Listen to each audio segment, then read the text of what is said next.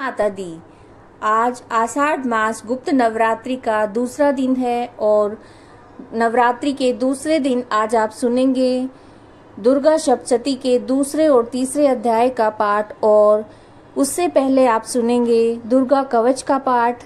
दुर्गा सप्तशती का पाठ करने से सभी प्रकार की मनोकामनाएं पूरी होती हैं और दूसरा और जो तीसरा अध्याय है, दूसरे अध्याय का पाठ करने से जो न्यायिक मामले हैं, जो कोर्ट कचहरी के मामले हैं, उनसे मुक्ति मिलती है और तीसरे अध्याय के पाठ का श्रवण करने से शत्रुओं पर विजय प्राप्त होती है। और दुर्गा कवच का इतना महत्व है कि इसका पाठ करने से, इसका नित्य पाठ करने से व्यक्ति निर्भय हो जाता है, उसे किसी भी प्रकार का भय कहीं भी नहीं रहता। यह पाठ व्यक्ति को अकाल मृत्यु, तंत्र मंत्र सभी प्रकार के संकटों से बचाता है और जीवन में सुख समृद्धि और खुशहाली लेकर आता है। तो आइए पहले देवी कवच का पाठ। इससे पहले भगवान गणेश जी को प्रणाम करके महादेव और पार्वती जी के चरणों में प्रणाम कीजिए और सभी देवी देवताओं को प्रणाम करके माँ के चरणों में ध्यान लगाते हुए आइए देवी कवच का पाठ आरंभ करते हैं। ओम चंडिका देवी को नमस्कार है। मार्कंडेय जी ने कहा, पितामह, जो इस संसार में परम गोपनीय तथा मनुष्यों की सब प्रकार से रक्षा करने वाला है, जो अब तक आपने दूसरे किसी के सामने प्रकट नहीं किया, ऐसा कोई साधन मुझे बताइए।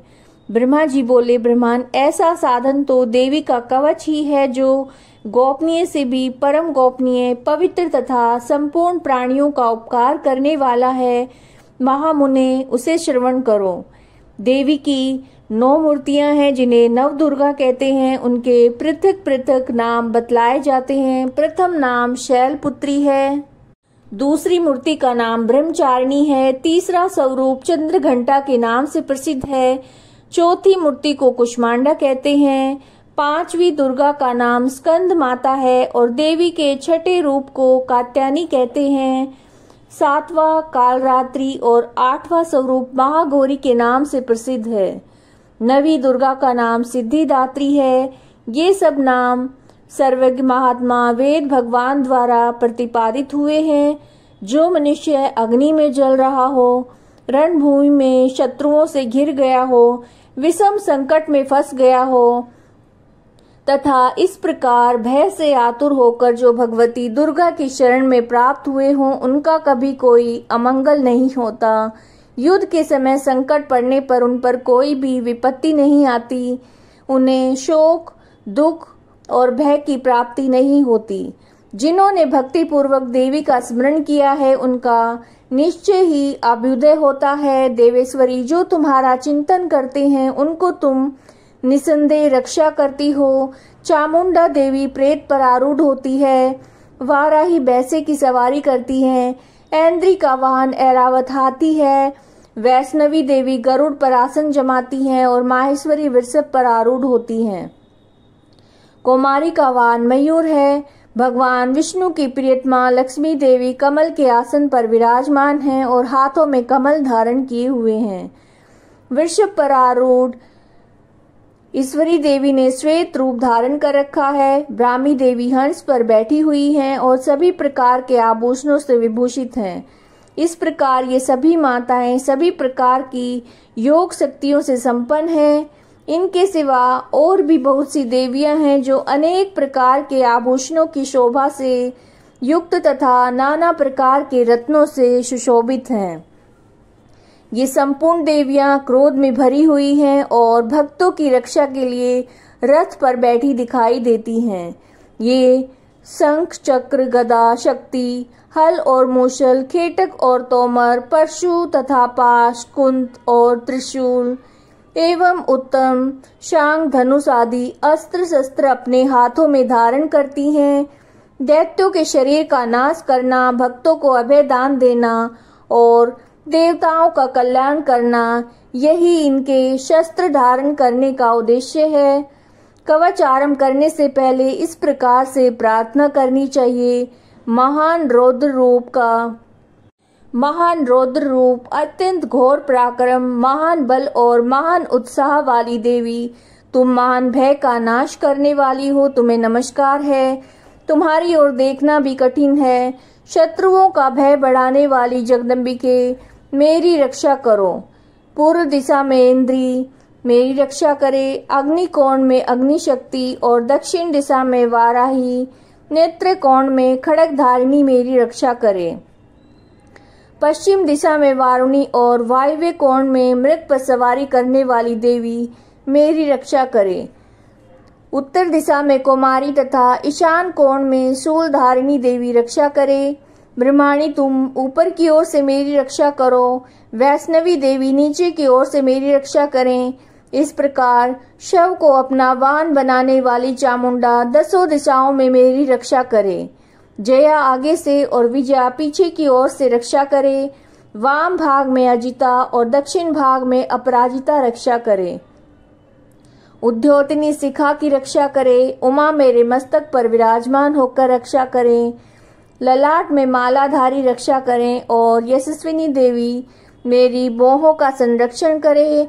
बोहों के मध्य भाग में त्रिनेत्रा और नथुनों की यम घंटा देवी रक्षा करे। दोनों नेत्रों के मध्य भाग में संकरी और कानों में द्वारवासिनी रक्षा करे। कालिका देवी कपोलों की, भगवती शंकरी कानों के मूल भाग की रक्षा करे। नासिका में सुगंधा और ऊपर के होठ में चर्चिका देवी रक्षा करे। नीचे के होठ में अमृत कला तथा जिह्वा में सरस्वती देवी रक्षा करें। कुमारी दांतों की और चंडिका कंठ प्रदेश की रक्षा करे। चित्र घंटा गले की घाटी की और महामाया तालु में रहकर रक्षा करे। कामाक्षी ठोड़ी की और सर्वमंगला मेरी वाणी की रक्षा करे। भद्रकाली ग्रीवा में और धनुर्धरी पृष्ठ वंश में रहकर रक्षा करे। कंठ के बाहरी भाग में नील ग्रीवा और कंठ की नली में नल कुबरी रक्षा करे। दोनों कंधों में खड़गनी और मेरी दोनों भुजाओं की वज्रधारणी रक्षा करे। दोनों हाथों में दंडनी और अंगुलियों में अंबिका रक्षा करे। सुलेश्वरी नखों की रक्षा करे।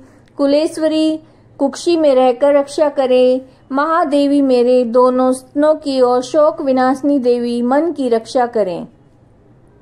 ललिता देवी हृदय में, शूल धारणी उदर में रहकर रक्षा करे। नाभि में कामिनी और गुहे बाग में गुहेश्वरी रक्षा करे। पूतना और कामिका लिंग की और महिषवाहिनी गुदा की रक्षा करे। भगवती कटी भाग में और विंध्यवासिनी घुटनों की रक्षा करे। संपूर्ण कामनाओं को देने वाली महाबला देवी दोनों पिंडलियों की रक्षा करे। नारसिंही दोनों घुटियों की और तेजसी देवी दोनों चरणों के पृष्ठ भाग की रक्षा करे। श्री देवी पैर की उंगलियों में और तलवासनी पैर के तलवों में रहकर रक्षा करे। अपनी दाढ़ों के कारण भयंकर दिखाई देने वाली दृष्टा कराली देवी नखों की और उद्रकेशनी देवी केसों की रक्षा करे। रोमावलियों के छिद्रों में कुबेरी और त्वचा की बागेश्वरी देवी रक्षा करें। पार्वती देवी रक्त, मज्जा, वसा, मांस, हड्डी और मैदे की रक्षा करे। आंतों की कालरात्रि और पित्त की मुक्तेश्वरी रक्षा करें। मूलाधार आदि कमल कोशों में पद्यावती देवी और कफ में चूड़ामणि देवी स्थित होकर रक्षा करें। नख के तेज की ज्वालामुखी रक्षा करें, जिसका किसी भी अस्त्र से भेदन नहीं हो सकता। वो अभेद्य देवी शरीर की समस्त संधियों में रहकर रक्षा करें। ब्रह्माणी आप मेरे वीर की रक्षा करें। क्षत्रेश्वरी छाया की और धर्मधारिणी देवी मेरे अहंकार, मन और बुद्धि की रक्षा करें। हाथ में वज्र धारण करने वाली वज्रहस्ता देवी मेरे प्राण, अपान, व्यान, उदान और समान वायु की रक्षा करें। कल्याण से शोभित होने वाली भगवती कल्याण शोभना मेरे प्राण की रक्षा करे। रस, रूप, गंध, शब्द और स्पर्श इन विषयों का अनुभव करते समय योगिनी देवी रक्षा करें। सत्वगुण, रजोगुण और तमोगुण की रक्षा सदा नारायणी देवी करें। वाराही आयु की रक्षा करें। वैष्णवी धर्म की रक्षा करें। चक्रिणी देवी यश, कीर्ति, लक्ष्मी, धन और विद्या की रक्षा करें। इंद्राणी आप मेरे गोत्र की रक्षा करें। चंडिके तुम मेरे पशुओं की रक्षा करो। महालक्ष्मी पुत्रों की रक्षा करें और भैरवी पत्नी की रक्षा करें। मेरे पथ की सुपथा और मार्ग की क्षेम करी रक्षा करें। राजा के दरबार में महालक्ष्मी रक्षा करें तथा सब ओर व्याप्त रहने वाली विजया देवी संपूर्ण भयों से मेरी रक्षा करें। देवी, जो स्थान कवच में नहीं कहा गया है अतएव रक्षा से रहित है, वो सब तुम्हारे द्वारा सुरक्षित हो, क्योंकि तुम विजयशालिनी और पाप नाशिनी हो। यदि अपने शरीर का भला चाहे तो मनुष्य बिना कवच के कहीं एक पग भी न जाए। कवच का पाठ करके ही यात्रा करे। कवच के द्वारा सब ओर से सुरक्षित मनुष्य जहाँ जहाँ भी जाता है वहाँ वहाँ उसे धन लाभ होता है और संपूर्ण कामनाओं की सिद्धि करने वाली विजय की प्राप्ति होती है। वह जिस जिस अभिष्ट वस्तु का चिंतन करता है उसको निश्चय ही प्राप्त कर लेता है। वह पुरुष इस पृथ्वी पर तुलना रहित मान ऐश्वर्य का भागी होता है और कवच से सुरक्षित मनुष्य निर्भय हो जाता है। युद्ध में उसकी पराजय नहीं होती और तीनों लोकों में पूजनीय होता है। देवी का एक कवच देवताओं के लिए दुर्लभ है। जो प्रतिदिन नियम पूर्वक तीनों संध्याओं के समय श्रद्धा के साथ इसका पाठ करता है उसे देवी कला प्राप्त होती है। वह तीनों लोकों में कहीं भी पराजित नहीं होता। इतना ही नहीं, वह अपमृत्यु से रहित होकर 100 से अधिक वर्षों तक जीवित रहता है। मकड़ी, चेचक और कोढ़ आदि उसकी संपूर्ण व्याधियां नष्ट हो जाती हैं। कनेर, भांग, अफीम, धतूरे आदि स्थावर विष, सांप, बिच्छू आदि के काटने से चढ़ा हुआ जंगम विष, अहिफेन और तेल के संयोग आदि से बनने वाला कृत्रिम विष, ये सभी प्रकार के विष दूर हो जाते हैं। उनका कोई असर नहीं होता और इस पृथ्वी पर मारण, मोहन आदि जितने भी अविचारिक प्रयोग होते हैं, इस प्रकार के जितने भी मंत्र यंत्र होते हैं, वे सब इस कवच को हृदय में धारण कर लेने पर उस मनुष्य को देखते ही नष्ट हो जाते हैं। यही नहीं, पृथ्वी पर विचरने वाले ग्राम देवता, आकाशचारी देव विशेष, जल के संबंध में प्रकट होने वाले गण, उपदेश मात्र से सिद्ध होने वाले निम्न कोटि के देवता और अपने जन्म के साथ प्रकट होने वाले देवता, कुल देवता, माला, डाकिनी, शाकिनी, अंतरिक्ष में विचरने वाले अत्यंत बलवती भयानक डाकिनियां, ग्रह, भूत, पिशाच, यक्ष, गंधर्व, राक्षस, ब्रह्म राक्षस, बेताल, कुष्मांड और भैरव आदि अनिष्ट कारक देवता भी हृदय में कवच धारण किए हुए रहने पर उस मनुष्य को देखते ही भाग जाते हैं। कवचधारी पुरुष को राजा से सम्मान वृद्धि प्राप्त होती है। ये कवच मनुष्य के तेज में वृद्धि करने वाला और उत्तम है। कवच का पाठ करने वाला पुरुष अपनी कीर्ति से विभूषित भूतल पर अपने सुयश के साथ साथ वृद्धि को प्राप्त होता है। जो पहले कवच का पाठ करके बाद में सप्तशती चंडी का पाठ करता है, उसको जब तक वन, पर्वत और काननों सहित पृथ्वी टिकी रहती है तब तक यहाँ पुत्र पौत्र आदि संतान परंपरा बनी रहती है और फिर देह का अंत होने पर वह पुरुष भगवती महामाया के प्रसाद से उस नित्य परम पद को पाता है जो देवताओं के लिए भी दुर्लभ है।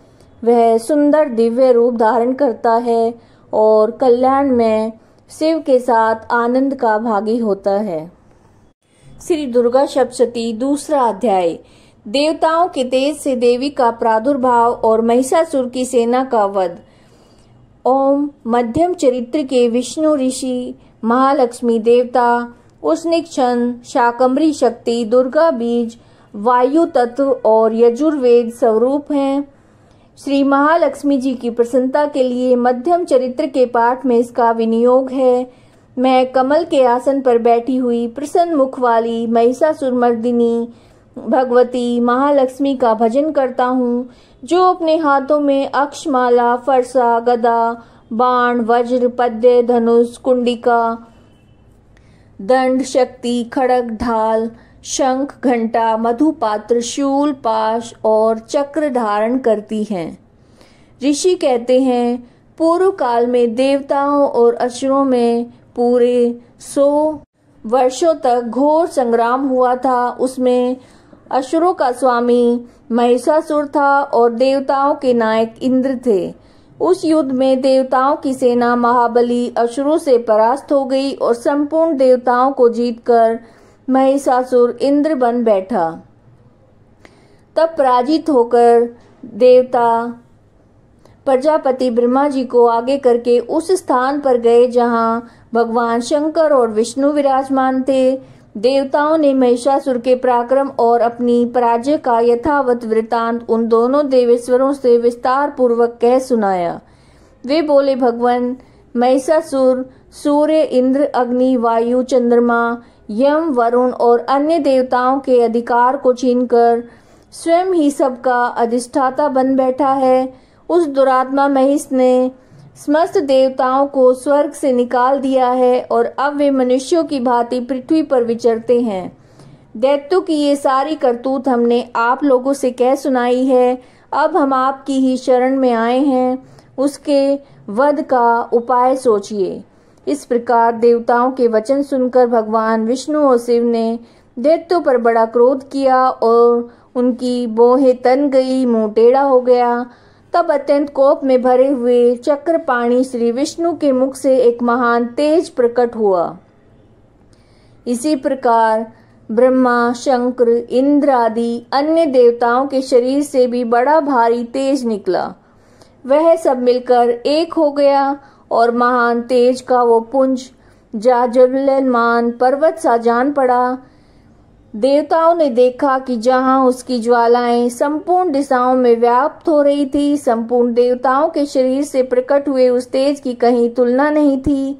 एकत्रित होने पर वो एक नारी के रूप में परिणित हो गया और अपने प्रकाश से तीनों लोकों में व्याप्त जान पड़ा।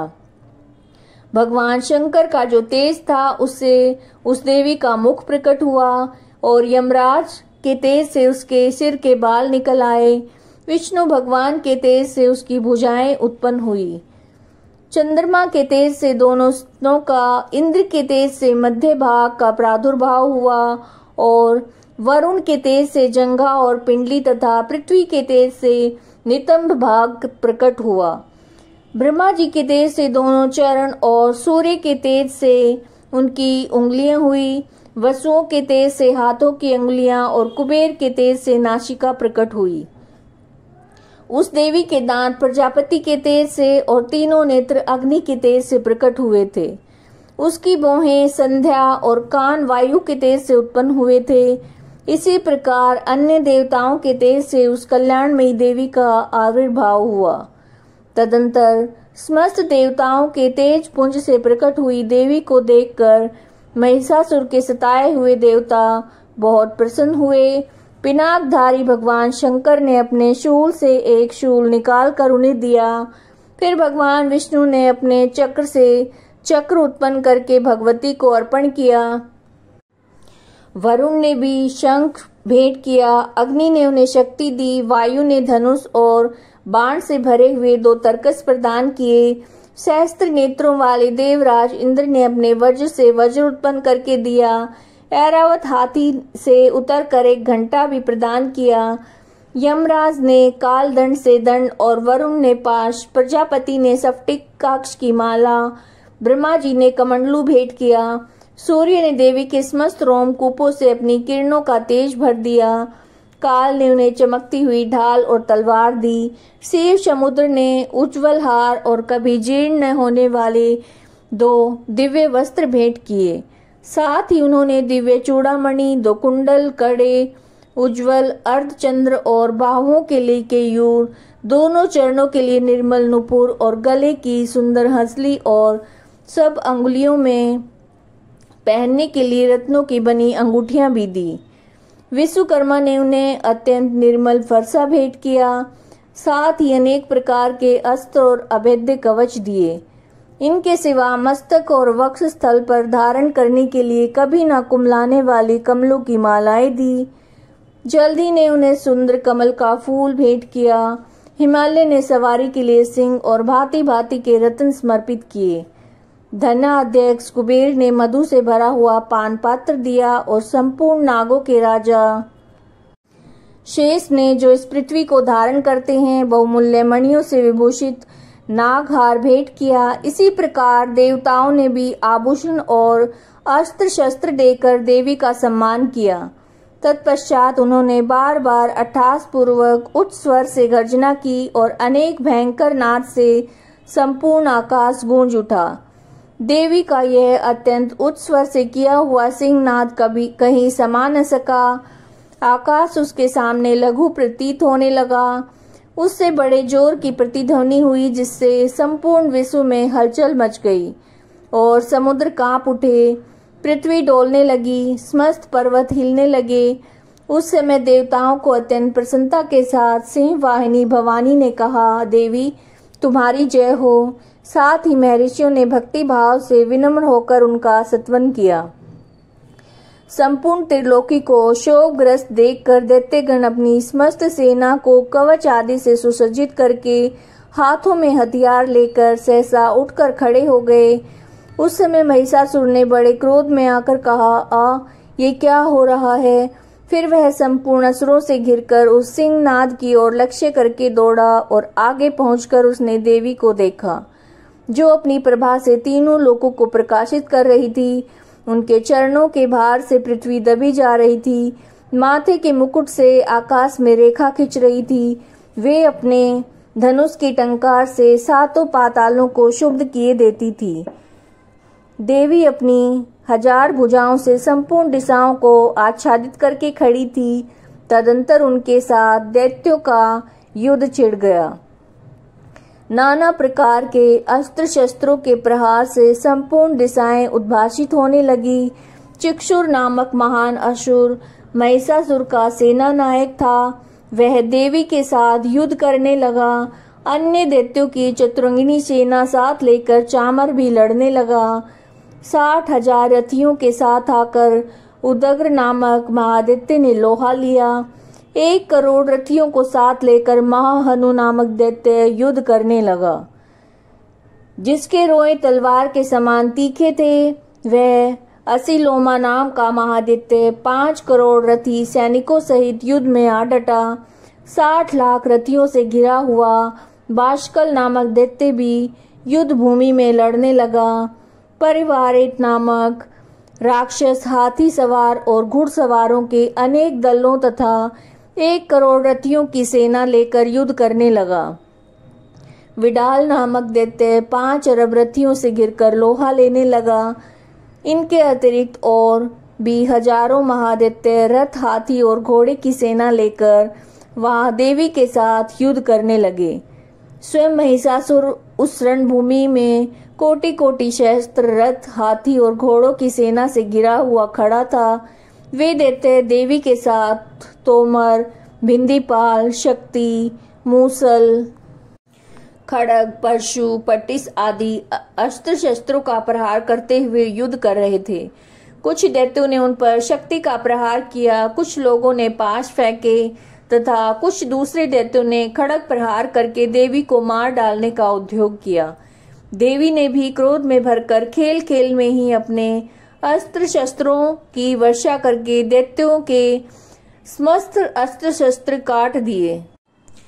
उनके मुख पर परिश्रम या थकावट का रंच मात्र भी चिन्ह नहीं था।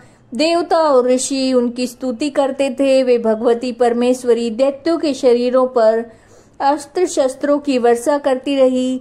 देवी का वाहन सिंह भी क्रोध में भरकर गर्दन के बालों को हिलाता हुआ असुरों की सेना में इस प्रकार से विचरने लगा, मानो वनों में दावानल फैल रहा हो। रणभूमि में दैत्यों के साथ युद्ध करती हुई अंबिका देवी ने जितने निश्वास छोड़े, वे सभी तत्काल सैकड़ों हजारों गणों के रूप में प्रकट हो गए और परशु, भिंदीपाल, खड़ग और पट्टिस आदि अस्त्रों के द्वारा असुरों का सम्मान करने लगे। देवी की शक्तियों से बड़े हुए वे गण असुरों का नाश करते हुए नगाड़ा और शंख आदि बाजे बजाने लगे। उस संग्राम महोत्सव में कितने ही गण मृदंग बजा रहे थे। तदंतर देवी ने त्रिशूल से, गदा से और शक्ति की वर्षा से और खड़ग आदि से सैकड़ों महादैत्यों का संहार कर डाला। कितनों को घंटे के भयंकर नाद से मूर्छित करके गिरा दिया। बहुतेरे दैत्यों को पास से बांधकर धरती पर घसीटा और कितने ही दैत्य उनकी तीखी तलवार की मार से 2-2 टुकड़े हो गए। कितने ही गदा की चोट से घायल होकर धरती पर सो गए, कितने ही मूसल की मार से अत्यंत आहत होकर रक्त वमन करने लगे। कुछ दैत्य शूल से छाती फट जाने के कारण पृथ्वी पर ढेर हो गए और उस रणांगण में बाण समूह की वृष्टि से कितने ही असुरों की कमर टूट गई। बाज की तरह झपटने वाले देव पीड़क दैत्यगण अपने प्राणों से हाथ धोने लगे। किन्हीं की बाहें छिन्न भिन्न हो गई, कितनों की गर्दनें कट गई और कितने ही दैत्यों के मस्तक कटकर गिरने लगे। कुछ लोगों के शरीर मध्य भाग में विदीर्ण हो गए और कितने ही महादैत्य जांघें कट जाने से पृथ्वी पर गिर पड़े। कितने ही देवी ने एक बाँ, एक पैर और एक नेत्र वाले करके 2 टुकड़ों में चीर डाला। कितने ही दैत्य मस्तक कट जाने पर गिरकर फिर से उठ जाते और केवल धड़ के रूप में अच्छे अच्छे हथियार हाथ में लेकर देवी के साथ युद्ध करने लगते। दूसरे कबंध युद्ध के बाजों की लय पर नाचते थे। कितने ही बिना सिर के धड़ हाथों में खड़ग शक्ति और रिष्टे लिए दौड़ते थे तथा दूसरे महादैत्य ठहरो ठहरो यह कहते हुए देवी को युद्ध के लिए ललकारते थे। जहां वह घोर संग्राम हुआ था वहां धरती देवी के गिराए हुए रथ, हाथी, घोड़े और असुरों की लाशों से ऐसे पट गई कि वहां चलना फिरना असंभव हो गया था। दैत्यों की सेना में हाथी, घोड़े और असुरों के शरीरों से इतनी अधिक मात्रा में रक्तपात हुआ कि थोड़ी ही देर में वहां खून की बड़ी बड़ी नदियां बहने लगी। जगदम्बा ने असुरों की विशाल सेना को क्षण भर में नष्ट कर दिया, ठीक उसी तरह से जैसे तृण और काट के भारी ढेर को आग कुछ ही क्षणों में भस्म कर देती है। और वह सिंह भी गर्दन के बालों को हिला हिलाकर जोर जोर से गर्जना करता हुआ दैत्यों के शरीर में मानो प्राण चू लेने वाला था। वहां देवी के गणों ने उन महादैत्यों के साथ ऐसा युद्ध किया जिससे आकाश में खड़े हुए देवता गण उन पर बहुत संतुष्ट हुए और फूल बरसाने लगे। इस प्रकार श्री मार्कंडेय पुराण में सावर्णिक मनवंतर की कथा के अंतर्गत देवी महात्म्य में महिषासुर की सेना का वध नामक दूसरा अध्याय पूर्ण हुआ।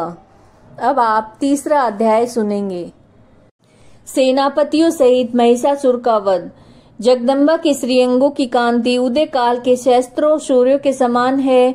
वे लाल रंग की रेशमी साड़ी पहने हुए हैं। उनके गले में मुंडमाला शोभा पा रही है। वे दोनों सतनों पर रक्त चंदन का लेप लगा है। वे अपने कर कमलों में जप मालिका, विद्या और अभय तथा वर मुद्राएं धारण किए हुए हैं। 3 नेत्रों से सुशोभित मुखारविंद की बड़ी शोभा हो रही है। उनके मस्तक पर चंद्रमा के साथ ही रत्न में मुकुट बंधा हुआ है। वे कमल के आसन पर विराजमान हैं। ऐसे ही देवी को मैं भक्ति पूर्वक प्रणाम करता हूँ।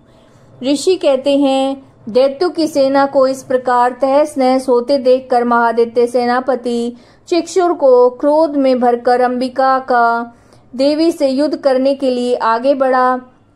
वह असुर रणभूमि में देवी के ऊपर इस प्रकार बाणों की वर्षा करने लगा जैसे बादल मेरुगिरी के शिखर पर पानी की धार बरसा रहा हो।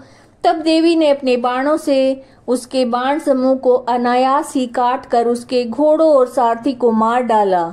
साथ ही उसके धनुष तथा अत्यंत ऊंची ध्वजा को भी तत्काल काट गिराया। धनुष कट जाने पर उसके अंगों को अपने बाणों से बीन डाला। धनुष, रथ, घोड़े और सारथी के नष्ट हो जाने पर वह असुर ढाल और तलवार लेकर देवी की ओर दौड़ा। उसने तीखी धार वाली तलवार से सिंह के मस्तक पर चोट करके देवी की बाईं भुजा में बड़े वेग से प्रहार किया। राजन, देवी की बाह पर पहुंचते ही वो तलवार टूट गई। फिर तो क्रोध में लाल आंखें करके वह राक्षस शूल हाथ में लेकर उस महादैत्य ने भगवती भद्रकाली के ऊपर चलाया। वह शूल आकाश से गिरते हुए सूर्य मंडल की भांति अपने तेज से प्रज्वलित हो उठा। उस शूल को अपनी ओर आते देखकर देवी ने शूल का प्रहार किया। उससे राक्षस के शूल के सैकड़ों टुकड़े हो गए और साथ ही महादैत्य चिक्षुर की धज्जियां उड़ गई। वह प्राणों से हाथ धो बैठा। महिषासुर के सेनापति उस महापराक्रमी चिक्षुर के मारे जाने पर देवताओं को पीड़ा देने वाले चामर हाथी पर चढ़कर आया। उसने भी देवी के ऊपर शक्ति का प्रहार किया, किंतु जगदम्बा ने उसे अपने हुंकार से आहत और निष्प्रभ करके तत्काल पृथ्वी पर गिरा दिया। शक्ति टूटकर गिरी हुई देखकर चामर को बड़ा क्रोध हुआ। अब उसने शूल चलाया, किंतु देवी ने उसे भी अपने बाणों के द्वारा काट डाला। इतने में देवी का सिंह उछलकर हाथी के मस्तक पर चढ़ बैठा और उस दैत्य के साथ खूब जोर लगाकर बाहु युद्ध करने लगा। वे दोनों लड़ते लड़ते हाथी से पृथ्वी पर आ गए और अत्यंत क्रोध में भरकर एक दूसरे पर भयंकर प्रहार करते हुए लड़ने लगे। तदंतर सिंह बड़े वेग से आकाश की ओर उछला और उधर से गिरते समय उसने पंजों की मार से चामर का सिर धड़ से अलग कर दिया। इसी प्रकार उदग्र भी शिला और वृक्ष की आदि की मार खाकर रणभूमि में देवी के हाथ से मारा गया तथा कराल भी दांतों, मुक्कों और थप्पड़ों की चोट से धराशायी हो गया। क्रोध में भरी हुई देवी ने गदा की चोट से उद्यत का कचूमर निकाल डाला। भिंडी पाल से वाशकल को और बाणों से ताम्र और अंधक को मौत के घाट उतार दिया। 3 नेत्रों वाली परमेश्वरी ने त्रिशूल से उग्रगस्य, उग्रवीर्य तथा महाहनु नामक दैत्यों को मार डाला। तलवार की चोट से विडाल के मस्तक को और धड़ से काट गिराया। दुर्धर और दुर्मुख इन दोनों को भी अपने बाणों से यमलोक भेज दिया। इस प्रकार अपनी सेना का संहार होता देखकर महिषासुर ने भैंसे का रूप धारण करके देवी के गणों को त्रास देना आरंभ किया। किन्हीं को थुतुन की मार से, किन्हीं को ऊपर खुरों का प्रहार करके, किन्हीं के पूंछ से चोट पहुंचाकर और कुछ को सींगों से विदीर्ण करके, कुछ गणों को वेग से, किन्हीं को सिंहनाद से और कुछ को चक्कर देकर, कितनों को निश्वास वायु के झोंके से धराशायी कर दिया। इस प्रकार गणों की सेना को गिराकर वह असुर महादेवी के सिंह को मारने के लिए झपटा। इससे जगदम्बा को बड़ा क्रोध हुआ। उधर महापराक्रमी महिषासुर भी क्रोध में भरकर धरती को खुरों से खोदने लगा। अपने सींगों से ऊंचे ऊंचे पर्वतों को उठाकर फेंकने और गरजने लगा। उसके वेग से चक्कर देने के कारण पृथ्वी क्षुब्ध होकर फटने लगी। उसकी पूंछ से टकराकर समुद्र सब ओर से धरती को डुबोने लगा। हिलते हुए सींगों के आघात से विदीर्ण होकर बादलों के टुकड़े टुकड़े हो गए। उसके श्वास की प्रचंड वायु के वेग से उड़े हुए सैकड़ों पर्वत आकाश से गिरने लगे। इस प्रकार क्रोध में भरे हुए उस महादैत्य को अपनी ओर आते देखकर चंडिका ने उसका वध करने के लिए महान क्रोध किया। उन्होंने पास फेंककर उस महान असुर को बांध लिया। उस महासंग्राम में बन जाने पर उसने भैंसे का रूप त्याग दिया और तत्काल सिंह के रूप में प्रकट हो गया। उस अवस्था में जगदम्बा जो ही मस्तक काटने के लिए उद्यत हुई, त्यों ही खड़गधारी पुरुष के रूप में दिखाई देने लगा। तब देवी ने तुरंत बाणों की वर्षा करके ढाल और तलवार के साथ उस पुरुष को भी बींध डाला। इतने में ही वो महान गजराज के रूप में परिणित हो गया तथा अपनी सूंड से देवी के विशाल सिंह को खींचने और गर्जने लगा। खींचते समय देवी ने तलवार से उसकी सूंड काट डाली। तब उस महादैत्य ने पुनः भैंसे का रूप धारण कर लिया और पहले की भांति चराचर प्राणियों सहित तीनों लोकों को व्याकुल करने लगा। तब क्रोध में भरी हुई जगत माता चंडिका बार बार उत्तम मधु का पान करने और लाल आंखें करके जगत माता चंडिका हंसने लगी। उधर वह बल और पराक्रम के मद से उन्मत्त हुआ राक्षस गर्जने लगा। अपने सींगों से चंडी के ऊपर पर्वतों को फेंकने लगा। उस समय देवी अपने बाणों के समूह से उसके फेंके हुए पर्वतों को चूर्ण करती हुई बोली। बोलते समय उनका मुख मधु के मद से लाल हो रहा था और वाणी लड़खड़ा रही थी। देवी ने कहा, ओ मूढ़, मैं जब तक यहाँ मधु पीती हूँ तब तक तू क्षण भर के लिए खूब गरज ले। मेरे हाथ से यहीं तेरी मृत्यु हो जाने पर अब शीघ्र ही देवता भी गर्जना करेंगे। ऋषि कहते हैं, यो कहकर देवी उछली और महादित्य के ऊपर चढ़ गई और फिर अपने पैर से उसे दबाकर शूल से उसके कंठ में आघात किया। उसके पैर से दबा होने पर भी महिषासुर अपने मुख से दूसरे रूप में बाहर होने लगा। अभी आधे शरीर से ही वह बाहर निकलने पाया था कि देवी ने अपने प्रभाव से उसे रोक दिया। आधा निकला होने पर भी वो महादैत्य देवी से युद्ध करने लगा। तब देवी ने बड़ी तलवार से उसका मस्तक काट गिराया। फिर तो हाहाकार करती हुई दैत्यों की सारी सेना भाग गई और संपूर्ण देवता अत्यंत प्रसन्न हो गए। देवताओं ने दिव्य महर्षियों के साथ दुर्गा देवी का स्तवन किया। गंधर्व राज गाने लगे, अप्सराएं नृत्य करने लगी। इस प्रकार श्री मार्कंडे पुराण में सावर्णिक मनवंतर की कथा के अंतर्गत देवी महात्म्य में महिषासुरवध नामक तीसरा अध्याय संपूर्ण हुआ। तो ये आप सुन रहे थे दुर्गा सप्तशती के दूसरे और तीसरे अध्याय का पाठ, और साथ में दुर्गा कवच का पाठ भी आपने सुना। अगर आपको वीडियो अच्छी लग रही है तो लाइक कीजिएगा, शेयर कीजिएगा, चैनल को सब्सक्राइब कीजिएगा और कमेंट में जय माता दी जरूर लिखिएगा। जय माता दी।